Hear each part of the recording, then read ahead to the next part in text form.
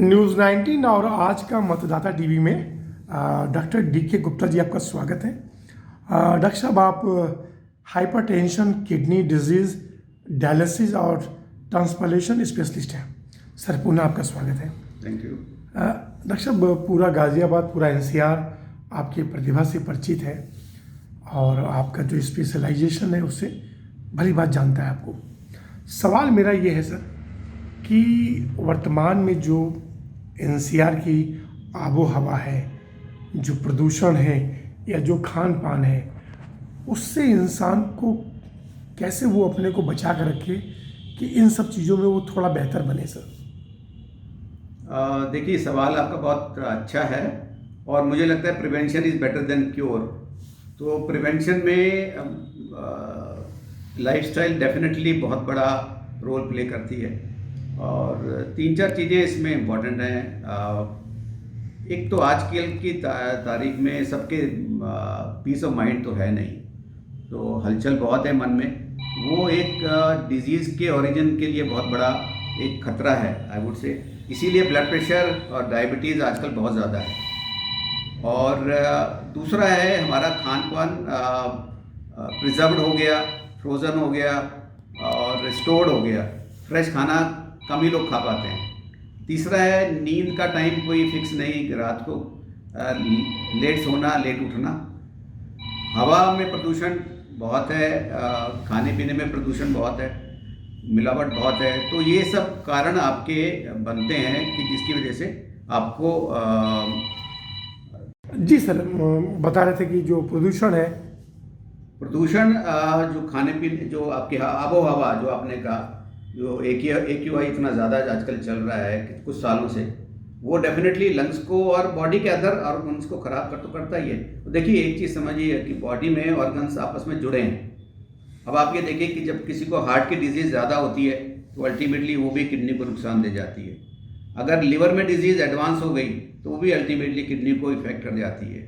और जो किडनी का सबसे बड़ा दुश्मन हमारा डायबिटीज़ है, और जो पेशेंट्स मैं देखता हूँ उसमें से 40 to 45% अकेले डायबिटीज़ की वजह से किडनी रोग लेकर के आ रहे हैं। और डायबिटीज़ का जो प्रिवलेंस है पिछले 20-25 साल में ऑलमोस्ट 5 to 10 टाइम्स हो गया है। और वो सबसे बड़ा दुश्मन आज की तारीख में किडनी का है।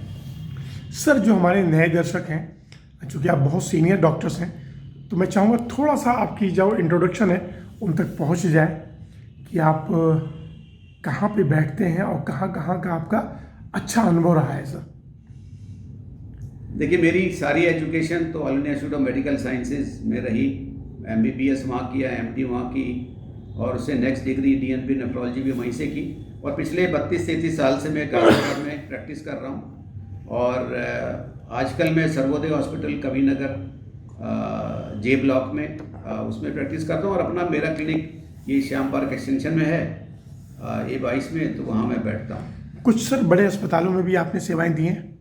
All India institute of medical sciences के बाद में मैं कुछ साल नरेंद्र मोहन हॉस्पिटल मोहन नगर में रहा। जी जी जी जी, इतना बड़ा आपका अनुभव है सर। मेरा जो बड़ा सवाल है, जो मेरे प्रयास है मेरी समाचार पत्र का, एक समय था कि भारत देश में सर लोग लंबी आयु जीते थे। जी, वही भारत देश है, वही मिट्टी है, लेकिन ऐसा क्या वजह है कि आयु अब धीरे धीरे घट गई सर? देखिए, अगर आप एवरेज आयु की बात करें तो वो एक्चुअली घटी नहीं है, पहले से बढ़ी है।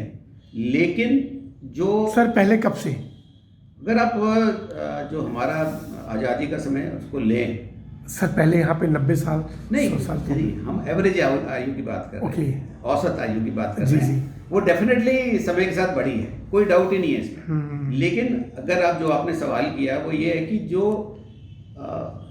हेल्थ की क्वालिटी है वो डिटेरियोरेट करी है। मतलब इंसान जी रहा है लंबा, लेकिन जो क्वालिटी ऑफ हेल्थ है, अब हेल्थ में आपका फिजिकल हेल्थ भी है, आपकी इमोशनल हेल्थ भी है, आपकी मेंटल हेल्थ है, आपकी स्पिरिचुअल हेल्थ है, वो सब चीज़ें उसमें आती हैं। वो हेल्थ की क्वालिटी डाउन गई है, डाउन हुई है, बिल्कुल गई है। लेकिन एवरेज लाइफ, अगर आप एवरेज की बात करें लाइफ की, लाइफ स्पैन की, वो तो बड़ा है। उसमें डेफिनेटली साइंस ने काम किया है, लेकिन लाइफस्टाइल हमारी ख़राब है और उस वजह से दिक्कत है। सर जैसे कि किडनी की बात करें, बस 10-15 मिनट में आपको और लेंगे जी कि सर कुछ चीज़ें ऐसी होती हैं मालूम नहीं पड़ता, लेटर ऑन मालूम पड़ता है, जी तब तक बहुत ज़्यादा नुकसान हो जाता है। जी। क्या ऐसा कुछ जो WHO को या केंद्र सरकार को या हेल्थ मिनिस्ट्री को आप बोलना चाहेंगे, कोई ऐसा कुछ प्रयास हो जिससे कि जो जीवन को लाइफ सेविंग जो ऑर्गन्स है सर, वो डैमेज होने के बाद पता ना चले, पहले मालूम पड़ जाए? देखिए, अगर आपकी खाना पीना ठीक है, वेट आपका मेंटेन्ड है, कहीं पैरों में चेहरे पर सूजन नहीं है, रात को यूरिन के लिए बार बार नहीं उठ रहे हैं, नींद आपकी साउंड है और चलने फिरने में कोई सांस नहीं फूलता है, तो आप मान के चलिए कि बाय एंड लार्ज आप हेल्दी हैं। बट फिर भी वंस ए ईयर टेस्टिंग, जिसको हम कहते हैं body checkup, complete body checkup आप करवा सकते हैं, और साल में एक बार वो करवा लें तो काफ़ी सारी डिजीजेज आप उसको पता चल जाएंगी। बाकी अगर ब्लड प्रेशर है, अगर आपको शुगर है, तो किडनी टेस्ट और रेगुलरली होने चाहिए। सर बिल्कुल सही कहा। मैं सर ये जानना चाहता हूँ कि ऐसा क्या कुछ दिनों बाद एक ऐसी व्यवस्था बन सकती है कि डैमेज होने के पहले हमको उसकी मतलब सिम्टम मालूम पड़ जाए? ये अभी इमेजिन करना मुश्किल है, बट देखिए, हमें एक चीज़ समझनी होगी कि लाइफ जो है ना, हमारी साइंस अभी उस लाइफ को उतनी डेप्थ तक नहीं समझती है। जी। अब लोग कहते हैं कि बॉडी में आत्मा होती है। हाँ। तो अभी हमारी साइंस तो उसको प्रूव नहीं कर पाई, हालांकि उसने डिस्प्रूव भी नहीं किया। लेकिन कुछ ना कुछ तो है जो हमारी साइंस नहीं समझती है, मॉडर्न साइंस की बात कर रहा हूँ। तो इसीलिए उसका आंसर शायद मॉडर्न साइंस के पास नहीं है। बट मुझे लगता है अगर आप पीसफुल जिंदगी जी रहे हैं, क्योंकि आज की तारीख में आसान नहीं है, शांतिपूर्ण जीवन जी रहे हैं, खाना अच्छा खा रहे हैं, हेल्दी खा रहे हैं, और टाइम प्रॉपर रेस्ट लेते हैं, early to bed early to rise आपका लाइफस्टाइल है, तो बहुत सारी बीमारियों से आप बचे रहेंगे, बच सकते हैं। जी सर, कोरोना काल के बाद आपने देखा पूरी व्यवस्था चरमरा गई थी जी, चाहे भारत देश की या विश्व की हो। तो ऐसे स्थिति में बहुत सारी पोल भी खुल गए बड़े बड़े देशों के, भारत देश में भी व्यवस्थाएं नहीं थी। उसके बाद किन क्षेत्रों में बड़ा बदलाव होना चाहिए था जो हुआ नहीं? जैसे कि हॉस्पिटल की, सर ये थोड़ा सा वैसा सवाल है, जैसे हॉस्पिटल की व्यवस्थाएं पहले के अकॉर्डिंग अब ज़्यादा हुई हैं या उतनी है या होनी चाहिए? मैं सरकारी व्यवस्था की बात कर रहा हूँ। देखो, सरकारी से क्योंकि हम लोग डील नहीं करते, क्योंकि मैं प्राइवेट में हूँ, तो मैं नहीं कह सकता। जी। बट देखिए, स्कोप ऑफ इम्प्रूवमेंट तो हर हालत में, हर चीज़ में होता है। जी। तो सरकारी का, क्योंकि मेरा एक्सपीरियंस सरकारी में आज की तारीख में नहीं है, तो इसलिए मैं नहीं कह सकता फिलहाल आपको। जी। बट मेरे को लगता है इम्प्रूवमेंट तो, जैसे मैंने कहा, हर जगह हो सकता है, हुआ भी है। हाँ, हुआ होगा जरूर, थोड़ा जी। जैसे कि जगह जगह एम्स खोले जा रहे हैं। जी, तो ये एक अच्छी सिम्टम है। हाँ जी। ये एम्स वगैरह जो खोले जा रहे हैं, उससे नए बच्चे जो है उनको मौका मिलेगा सर। लेकिन मुझे लगता है इसमें जो प्रिवेंशन है, जो रोकथाम वाली चीज़ें हैं, उस पर थोड़ा सा और स्ट्रेस हो, तो शायद डिजीजेस की प्रेवलेंस या डिजीज का जो होना है वो थोड़ा कम हो जाए उन पर। क्योंकि आजकल हम लोग क्या होता है, डिजीज हुआ तो ट्रीटमेंट की बात करते हैं, वो डिजाइन हो ही ना। जी, डिजीज ना हो तो उसकी तरफ क्या हम कुछ ध्यान दे सकते हैं। मेरे को लगता है कि कुछ पॉलिसीज अगर उस तरह से हों तो शायद हेल्प मिलेगी उस चीज़ से। सर, आपने MBBS कब किया? मैंने MBBS पूरा कर लिया था 1981 में। 81 बहुत पुरानी बात है। जी। यानी कि उस पर थोड़ा सा और स्ट्रेस हो, तो शायद डिजीजेस की प्रेवलेंस या डिजीज का जो होना है वो थोड़ा कम हो जाए उन पर। क्योंकि आजकल हम लोग क्या होता है, डिजीज हुआ तो ट्रीटमेंट की बात करते हैं, वो डिजाइन हो ही ना। जी, डिजीज ना हो तो उसकी तरफ क्या हम कुछ ध्यान दे सकते हैं। मेरे को लगता है कि कुछ पॉलिसीज अगर उस तरह से हों तो शायद हेल्प मिलेगी उस चीज़ से। सर, आपने MBBS कब किया? मैंने MBBS पूरा कर लिया था 1981 में। 81 बहुत पुरानी बात है। जी। यानी कि 42 साल पहले। हाँ, उस वक्त सर डॉक्टर बनना एक बहुत बड़ी उपलब्धि होती थी, और समाज में आज भी बहुत मान सम्मान है, उस वक्त तो बहुत ज़्यादा था। सर, जब आपने सोचा था कि मुझे मतलब MBBS बनना है, तो कोई घटना या कोई आप पर जैसा आप पर मदर फादर या आपको लगा हो कि नहीं मुझे डॉक्टर ही बनना है, कोई आपका एक मॉडल रहा हो? मॉडल तो नहीं था, बट मेरे को शुरू से था कि मुझे यही करना है। नहीं, वो कोई वजह बताइए सर, ये इंटरव्यू इंटरनल व्यू है कि क्या वजह था कि आपने कहा नहीं नहीं ये मुझे। मैं अभी आपको इसलिए नहीं बता सकता क्योंकि मेरे दिमाग में शायद ऐसा कुछ बात थी भी नहीं, बट वो इनबॉर्न थी। सर अभी नहीं है। एक स्टूडेंट होता है सर, वो स्टूडेंट जब कहीं से बहुत ज़्यादा आकर्षित होता है तो ही उसी फील्ड में जाता है सर। नहीं, ऐसा भी नहीं है, ऐसा भी नहीं ना, कई बार इनबॉर्न होता है। इनबॉर्न, हाँ, तो वो मेरे को शायद इनबॉर्न ही था। इनबॉर्न था। जी जी। और सर आप रहने वाले मूलतः कहाँ के सर? मेरी पैदाइश है हापुड़ की। ओके, हापुड़ के रहने वाले, और सारा नहीं, हापुड़ के रहने वाले नहीं, पैदाइश वहाँ थी, अदरवाइज शाहदरा में रहा हूँ। शाहदरा में रहे। हाँ। और सारा पढ़ाई लिखाई आपका यही दिल्ली एनसीआर में जी हाँ, जी हाँ, जी हुआ है? बिल्कुल। और उसके और बाद उसका तो एम्स में रहा हूँ 14 साल, तीनों डिग्री वहीं से करी। सर गंभीर सवाल मेरा ये है कि आज के समय में आपको सर बेहतर आइडिया होगा मुझसे कि गुर्दा रोगी की संख्या एवरेज कितनी होगी सर? काफ़ी ज़्यादा है। कितनी होगी सर तब भी? 10 में से कितने लोग या 100 में से कितने लोग? 100 में से हो सकता है 5 से 10 लोगों को हो किडनी डिजीज, बट वो डिपेंड ये करता है आप क्या टेस्ट यूज करते हैं उसको पकड़ने के लिए। राइट। अगर बहुत फाइन टेस्ट यूज करेंगे तो हो सकता है कि 15 से 20 लोगों में भी आ जाए, बट 5 से 10 में तो होगी। और डायबिटीज उसका एक सबसे मुख्य कारण है आज की तारीख। और हाइपरटेंशन, ब्लड प्रेशर है, बहुत सारी पेन किलर से लोग खा रहे हैं, उनसे भी किडनी डिजीज हो रही है। कुछ बीमारियां पुश्तैनी है इसको, तो वो 5 से 10% लोगों में पुश्तैनी बीमारियां भी होती हैं। सर जो डायबिटीज़ है ये बिल्कुल सुनने में आता है कि डायबिटीज़ है, और लोग कहते हैं, डॉक्टर्स भी यही एडवाइस करते हैं, एक बार हो जाता है तो दोबारा ये ख़त्म नहीं होगा। इसमें कितनी सच्चाई है सर? देखिए, ख़त्म हो जाता है ऐसा भी कुछ नहीं है, क्योंकि अगर आपकी मान लीजिए वेट आपका 90 kg है और वो आपके लिए ओबेसिटी का कारण है, आपने 10 kg वेट लूज कर लिया तो काफ़ी लोगों में डायबिटीज़ खत्म हो जाएगी। अच्छा, अगर हम वजन घटा लेते हैं जी तो डायबिटीज, आप वजन घटा लेते हैं, आप फिजिकली एक्टिव होते हैं, अपनी डाइट पर ध्यान देते हैं, अपनी टेंशनों को कम करते हैं, ये सब चीज़ें आपके डायबिटीज़ कंट्रोल करने में हेल्प करती हैं। बहुत अलग, हम तो बहुत कॉमनली देखते हैं कि पेशेंट्स की शुगर थी और वो अब ठीक हो गई। जी जी। तो ऐसा जरूरी नहीं है कि एक बार हुई तो वो ठीक नहीं हो सकती, बट ये है कि उसके लिए थोड़ी मेहनत करनी पड़ती है। दवाई खाना आसान होता है, मेहनत करना थोड़ा मुश्किल होता है। दवाई खाना आसान होता है लेकिन मेहनत करना मुश्किल होता है। तो मेहनत करने के लिए जो एक आम पब्लिक है, आम नागरिक है, या टेंशन कम करने के लिए एज ए डॉक्टर्स एक कुछ एडवाइस देना चाहेंगे सर कि भाई ये मिनिमम करिए, आप व्यायाम करिए या मेहनत करिए? देखिए, एक तो आई थिंक जो चीज़ हम लोग कई बार रिकॉग्नाइज नहीं करते वो है हमारी टेंशन या जो तनाव हमारे लाइफ में। मोबाइल भी उसमें एक पार्ट है। मोबाइल पे डेफिनेटली, क्योंकि जितनी जल्दी खबर आपको मिलेगी, हर चीज़ की खबर दुनिया की आपको हर सेकंड मिलती रहती है, दिमाग आपका हलचल में रहता है, दिमाग कभी शांत होता ही नहीं। तो मुझे लगता है अगर आप 10-15 मिनट का मेडिटेशन रूटीन में ऐड करें, it would help you.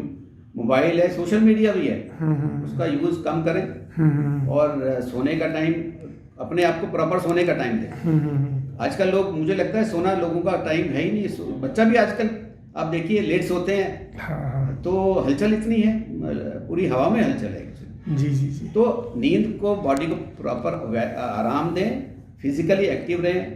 Her distance के लिए ये नहीं कि मोबाइल अपना बाइक पर ही जाना है या गाड़ी में ही जाना है, थोड़ा पैदल चलें, उसको एज ए रूटीन अपनी लाइफ में डालें और मेंटल टेंशन कम रखें, तो डेफिनेटली इट विल हेल्प। और वेट को अगर ज़्यादा है तो उसे डेफिनेटली कम करें, टैबलेट करना जी। व्यायाम जरूर करें, व्यायाम जरूर करें, और खाना जो खा रहे हैं जितना भूख हो उससे आधी रोटी कम खाएं। आधी रोटी। अच्छा सर, जो आज के समय में एक जो साउंड न्यूसेंस की बात जी कर रहा जी हूं, जी जी जैसे डीजे बजना हाँ, जी, या जी, गाड़ियां होना, शादी ब्याह में इतना बहुत ज़्यादा जी जी जी ये सब चीज़ें होती हैं, तो ये भी मतलब डेफिनेटली नुकसान देती है। नुकसानदेह। जी, आपका ब्लड प्रेशर बढ़ेगा और definitely it is not good. देखिए, पॉल्यूशन किसी भी तरह का, साउंड पॉल्यूशन डेफिनेटली एक तरह का पॉल्यूशन है, पॉल्यूशन है। तो उस पर अरे कंट्रोल। सर, डीजे वगैरह इतना तेज चलता है कि आदमी दिल हिल जाता है जी सर। जी जी जी। तो और वो अंदर और से सर भी- शादी में हमने देखा वृद्ध लोग भी शामिल होते हैं, जी जी, और उनके लिए अच्छा नहीं है, उनके लिए अच्छा नहीं है, तो उनको बचना चाहिए। बिल्कुल बचना चाहिए। क्योंकि सर इधर बीच आप देखते होंगे हार्ट अटैक के केसेस बहुत ज़्यादा बढ़ गए हैं, बढ़ गए हैं पहले के यंग लोगों में ही हो रहे हैं आज, यस सर, यस सर। क्योंकि मेंटल टेंशन इतनी है। सर एक सवाल और बड़ा था मेरे मन में, जी जो डायलिसिस है सर, जी लोग कहते हैं इसमें भी एक थोड़ा सा कन्फ्यूजन है कि अगर कोई व्यक्ति एक बार डायलिसिस में चला गया तो फिर ज़िंदगी भर उसको डायलिसिस करना पड़ता है? देखिए ऐसा है कि डिपेंड करता है आपकी डिजीज़ किस टाइप की है। अगर वो डिजीज़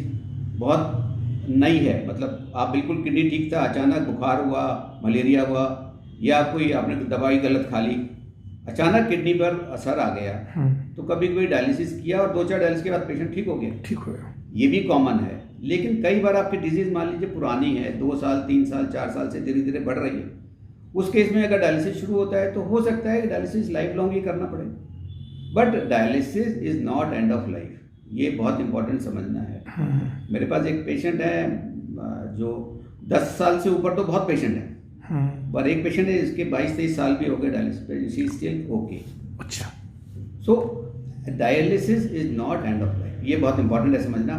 और डायलिसिस को हवा ना बनाए, पर अच्छा तो इसमें यह है कि डायलिसिस तक नौबत ही ना आए, नौबत ही नहीं अपनी है हेल्थ सर। बिल्कुल, थोड़ा सा बस एक अंतिम सवाल में मैं जाऊंगा, बारीकी में जाऊंगा, क्योंकि नए दर्शक बहुत घबराते हैं जी। किडनी के बारे में सुन लेते हैं तो घबरा जाते हैं, सोचते हैं कि अब हमारा तो लाइफ खत्म हो गया जी।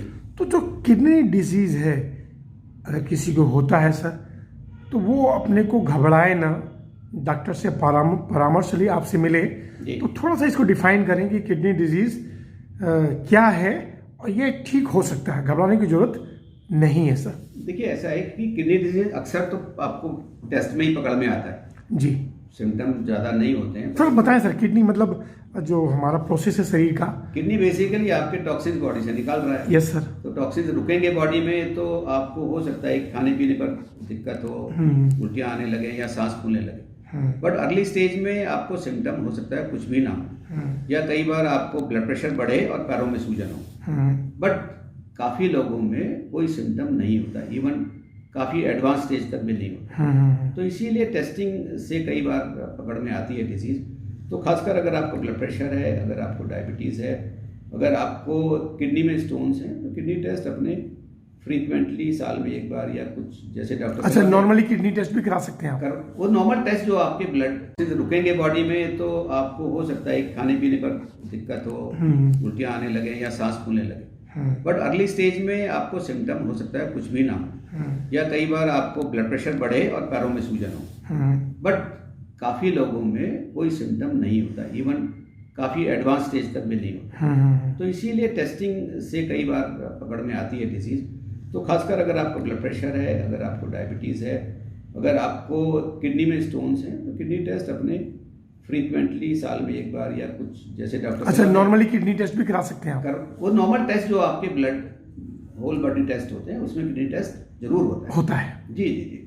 और अगर आप आफ्टर एज ऑफ 30 हैं तो मे बी साल में एक बार या 2 साल में एक बार करवा लें टेस्ट, बेटर है। स्मोकिंग अवॉइड करें, शुगर को कंट्रोल में रखें, वेट को ज़्यादा ना होने दें, फिजिकली एक्टिव रहें, और माइंड को थोड़ा रेस्ट दें, बहुत इंपॉर्टेंट है। और मतलब किडनी फिर ठीक हो सकती है, मतलब घबराने की? देखिए क्या है कि मान लिया डिजीज आई और आपने प्रिकॉशन रखी, तो हो सकता है उसकी प्रोग्रेशन ना हो, वहीं रुक जाए। तो प्रिकॉशन लेकर घबराए ना, वो नहीं। देखिए घबराने से तो किसी चीज का सोल्यूशन नहीं होता, तो घबराना तो कर आंसर। सर, हमारे भारत देश में इतनी आबादी है कि लोग गांव-गांव से भाग के एम्स में आते हैं सर। जी जी। और आपको तो सारी व्यवस्थाएं पता है सर। जी जी।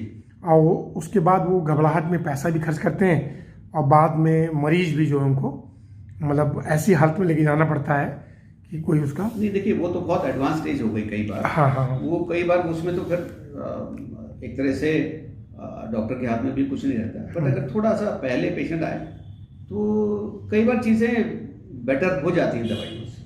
अब वो हर पेशेंट क्योंकि अलग है तो इसलिए एक रूल नहीं बना सकते। बट घबराना तो किसी भी चीज़ का आंसर नहीं आंसर है, रखना चाहिए। हमारी जो टेक्नोलॉजी है, हमारा जो मेडिकल साइंस है, चीज़ें बहुत बेटर हुई हैं, काफ़ी पहले से बहुत बेटर हो गई हैं सर।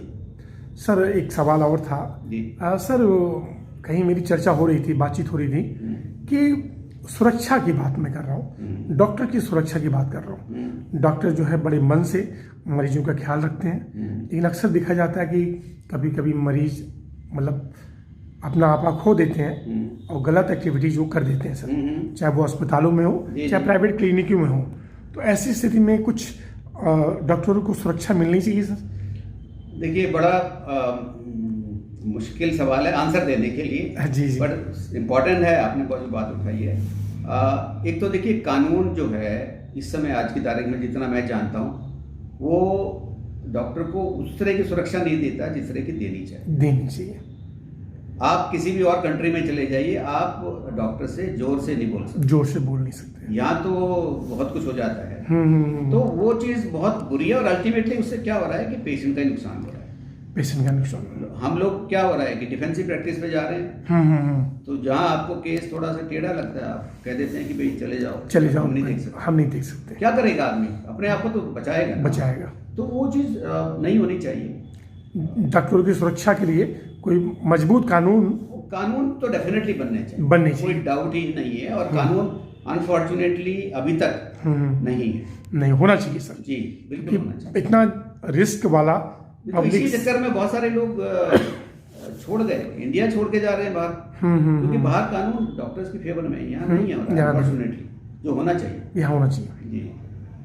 डॉक्टर साहब कुछ और बोलना चाहेंगे? क्योंकि मैं पत्रकार हूँ, आप डॉक्टर हैं, आप बेहतर जान सकते हैं कि एक आम मरीज को क्या क्या एडवाइस लेना चाहिए। मुझे क्या लगता है कि prevention is better than cure. तो अपने आप को खाने पीने में वो रखें जो हेल्दी हो, स्मोकिंग ना करें, अपनी बीमारियों का अपनी तरफ से ठीक से दवाइयाँ लें, ठीक से टेस्टिंग करवाएं, वेट को ना बढ़ने दें, फिजिकली एक्टिव रहें और माइंड पर टेंशन कम से कम रखें जी। तो लाइफ उनकी डेफिनेटली चीज़ें हेल्प करती हैं, अच्छी डेफिनेटली हेल्प करती। सर 22 जनवरी को राम मंदिर बन के तैयार हो गया है जी, देशवासियों को क्या संदेश देंगे?